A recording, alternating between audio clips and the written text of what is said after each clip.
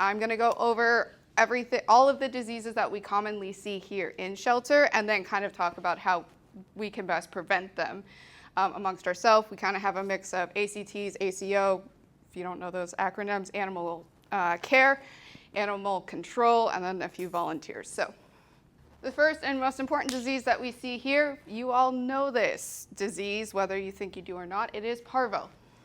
Parvo is parvovirus. You will hear two ways. The shortened parvo is most common. There is also known as CPV.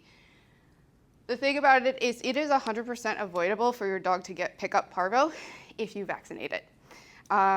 The thing is that once a dog comes in contact with parvo, they are a carrier for life.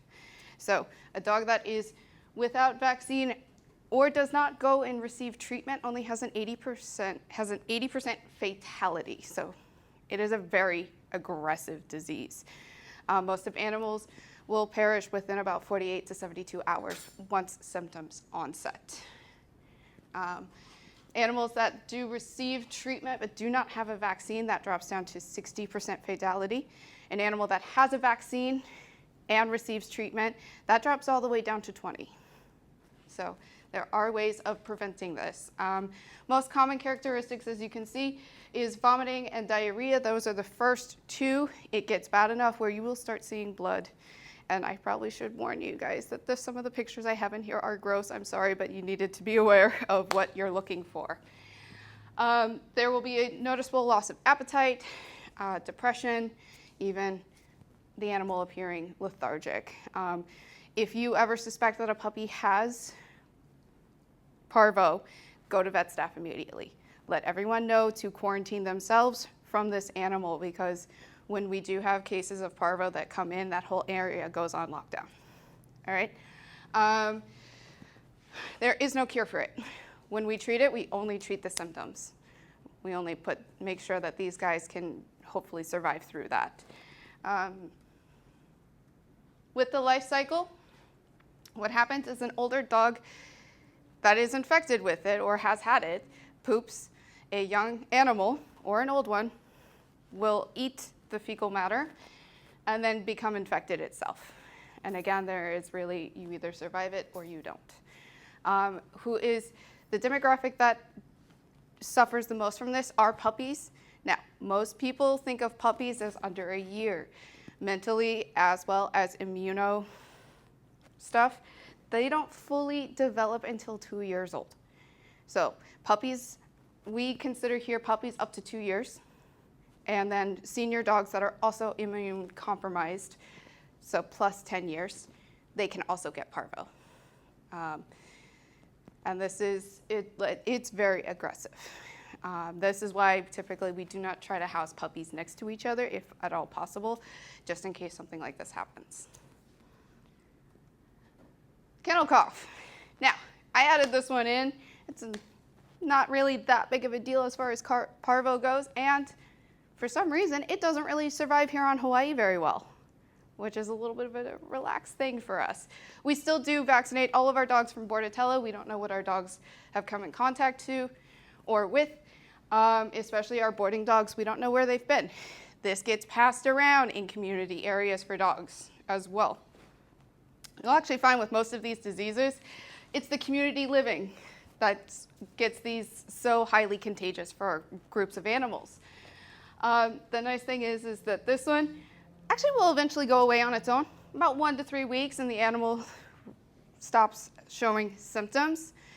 Now, this one is hard to figure out in shelters because, especially in small dogs, there is something called collapsed trachea, and it sounds very much like kennel cough.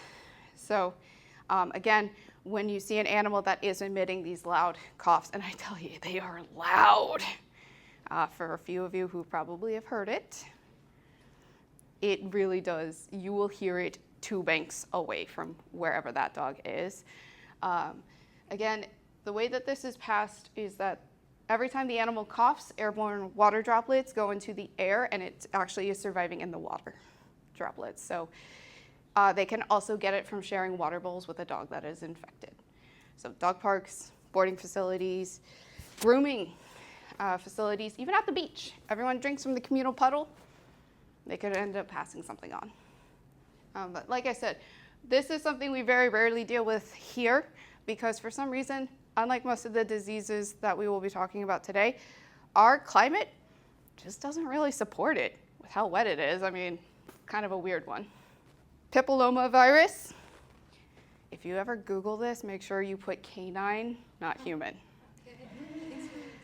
Just, yeah.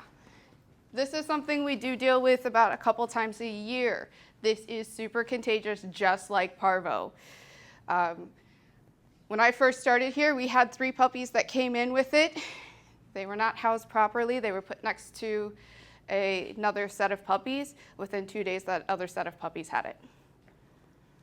It is super aggressive, and it took about a week for it to spread to other parts of that ward. So the nice thing is again, this is not a fatal disease. It is basically these warty, ulcery, kind of gross-looking abscesses and tumors that grow in the mouth and the throat. Typical symptoms that we see with this is that the dogs will not want to eat or drink water because their mouth literally hurts. They may be lethargic. Best form of treatment is because there's not really a cure for this, is we have to let the body grow and fight it on its own. It takes about 2 months from the onset of symptoms.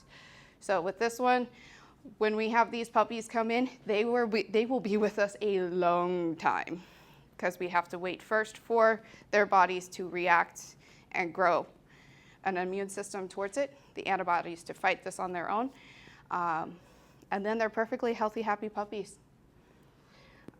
So this is something that when you notice a dog eating, you can check its mouth. Again, this passes between that young demographic, even though those older senior animals can also pick it up as well.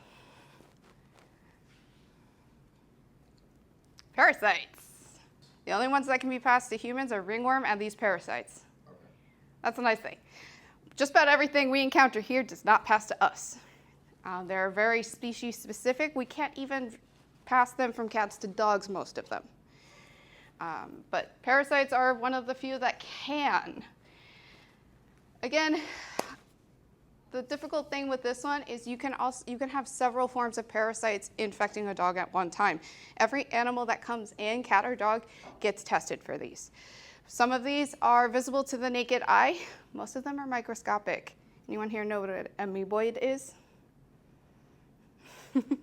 It is a microscopic organism that can still affect the system. Mostly it lives in our guts. We all have amoeboids. They help us process food as good bacteria and things like that.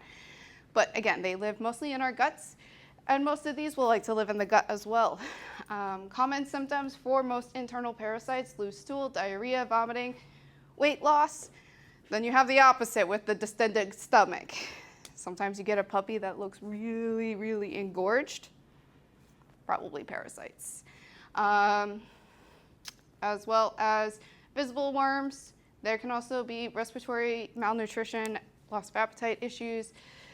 Heartworms, they like the heart. So that is a tricky one. Again, when you see these, notify vet staff. They may have you grab a sample. All right. It's really easy. So the most common ones that we see here are roundworms, hookworms, tapeworms, coccidia, and giardia. And the thing is most of these can live in the soil for a long time, which is why you should never walk in our grass barefoot. All right. Most of these do survive for a very long time. The way that these are passed is, again, they come out, they're excreted in the fecal matter, and somebody else eats it. But there are a few of them, coccidia, giardia, hookworms, that actually can also be transmitted through drinking from a contaminated water source. Heartworms come from mosquitoes. Now here's the thing, something about heartworms, they don't really do that well in Hawaii, but we still need to treat dogs for them, just in case, because again, they're not going to go away without treatment. There's not a parasite that we have here on island that will not clear up, that will clear up on its own. So they have to receive treatment. The heartworm treatment is basically poisoning the body, and then the worm dies first. So it is very invasive for animals. So we really try our best to make sure that nobody gets this. And then Demodex, mange. Now this is something that's interesting because every dog and cat actually is exposed to Demodex because it's in the environment. Most of them pick it up from mom and carry it the rest of their life, but based on genetics, as well as their health, depends on whether or not we see the irritation, the bumpy skin, the loss of hair, things of that nature. Who here remembers Gordy? Yeah, he was obviously a puppy that just had the right genetics to be affected by that, and that's why he came in looking like he did. Again, all of these will go away with proper treatment. Upper respiratory infection for cats. There is upper respiratory infection for dogs. However, it just gets kind of lumped into Bordetella, some anti-inflammatories and antibiotics, and it goes away. Upper respiratory for cats. We all know this one very well. With this can actually be caused by anything in the environment that aggravates the cat's sinuses, their respiratory system, or simply even their eyes. So it could simply be that they got dust in their eyes and now they have URI. Or most of the time it is a form of a virus or bacteria that gets into their system, their body's trying to excrete it, and they end up with the swelling, the discharge, and all of that. This does pass very quickly from cat to cat. It is passed through wet kind of mucous membrane air particles as well. So a cat sneezes, the whole room could possibly get it. So this one we are constantly having to fight. Ringworm. Ringworm is, despite how it sounds, not a worm. It is a fungus. And this will cause oftentimes the red blotchy loss of hair that we see. This is one of the ones that can pass to humans, which is why we always wear gloves when dealing with cats and why we always change out our gloves in between kennels. It can also go away on its own. It also can live up to in an area for 18 months. So you have a towel, you don't wash the towel, 18 months later a cat comes in contact with that towel, that cat possibly will pick up ringworm. Usually it takes about 2 to 3 weeks.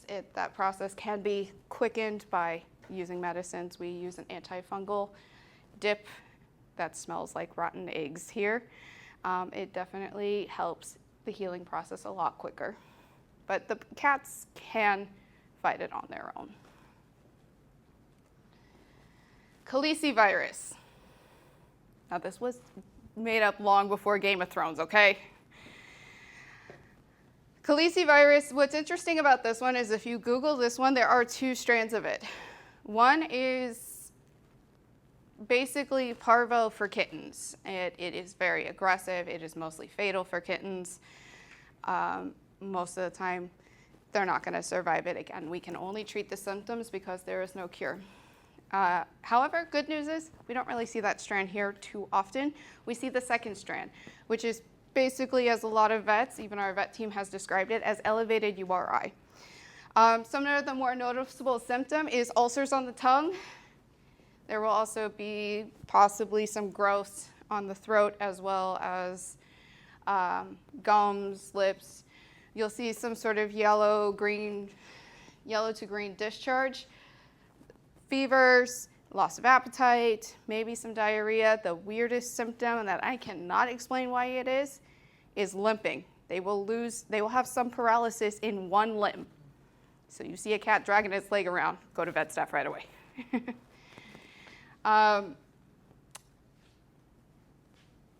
Very contagious, but again, with proper cleaning and treatment, most of these cats are going to survive the strain that we get here. Prevention. The best way that we can prevent is to always be monitoring our animals. For my ACTs, we are the front line of everything. We see it before anyone else does. We know these animals well enough that if they even act remotely different than how you're used to them acting, go to vet staff immediately. But not only notify vet staff, Notify everyone else in your area. I have seen this happen where somebody sees something, they go to vet staff, another handler comes in, handles that animal, and all of a sudden you have contamination. So notify everybody that you suspect something is going on. If you can't find a staff member for my volunteers, we have a whiteboard in our vet area. You can write your concerns on there as well, and also let Bethany know. The more people you tell, the better off, the quicker something will happen. We don't care about being annoyed by this. I would rather have 10 people tell me, hey, Zeus has diarrhea, than nobody tell me and it not get checked out. All right? So always, if you see something, say something. We use Rescue here. This is a sanitizer as well as a detergent. For the maximum effectiveness of Rescue, it has to sit on a surface for 5 minutes. That's what the company says. So it can seem like you're losing time with cleaning to have to spray it and then wait. In dogs, we have it a little easier where we can spray all the kennels in the bank, where cats, we have to work kennel by kennel by kennel by kennel. But that is just the way that gets the maximum of effectiveness out of that product. Always use your PPE. We have gloves, we even have the fun little booties. If you suspect an animal is infected with something, always go and grab PPEs first. When it comes to handling that animal, we have the gowns. They were nicely donated to us. Always change them in between. A big thing is, you will hear our vet staff complain about this a lot, is if they see people touching doorknobs with gloves on. Because they don't know, were you just in a kennel, or is that a fresh pair of gloves? So if I am handling an animal and having to go through doors, I will have one hand gloved, one hand not gloved, and it's the not gloved hand that's touching all the doors. Sanitizers, they kill 99% of things, but a lot of the diseases we have here, as you saw, they live in moisture.